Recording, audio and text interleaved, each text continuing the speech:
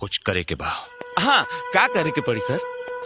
Album बनावे के बा। एल्बम? कल्पना के लेके सोलो एल्बम बनावे के बा।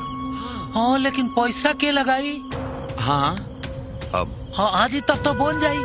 हाँ जितना खर्चा लागी हाँ, हम करब। हाँ, ठीक बा। ठीक बा सर। लेकिन एक बात याद रहे। क्या सर? वो एल्बम साजन का भी एल्बम से बड़ हिट होके की चाहिए। हिट हिट हो हो गई जाई, सर। सर। डायरेक्टर तो हम ही रहब नु सर। सर हम प्रोड्यूसर अब।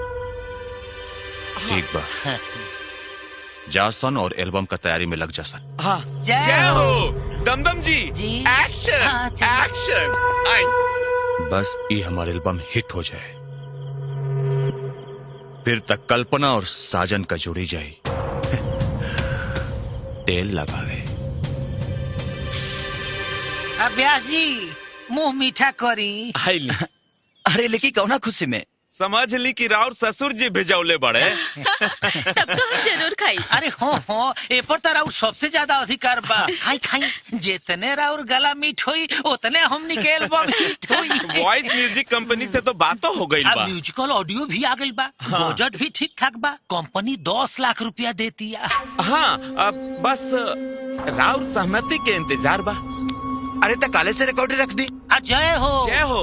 रउआ कोनो प्रॉब्लम नहीं खेनू? कैसे बात करत तारी? रउआ गला के बारे में पूछत रहनी है। काहे से कि एल्बमवा के सारा गीतिया तो रउए नु गावे के बा।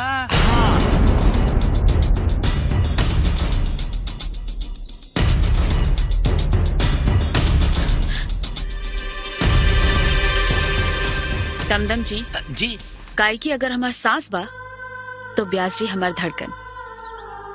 हम गायब तो सिर्फ और सिर्फ ब्यास जी के साथे गायब।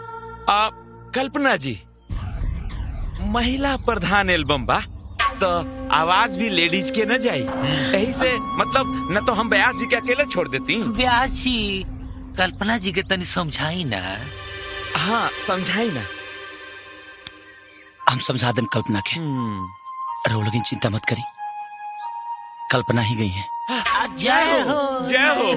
जय हो। प्रणाम। जय हो। जय हो। जय हो। कैसन बात करता नहीं रवा? हम रवा बिना ना गायब। कह देनी तो कह देनी बस। अरे के कहता तो क्या अकेले गावे के? हम तोरा सामने रहब ना, तोहरा साथे रहब, तोहर परछाई बन के। ठीक बा, रवा खुशी में ही हमार खुशी बा।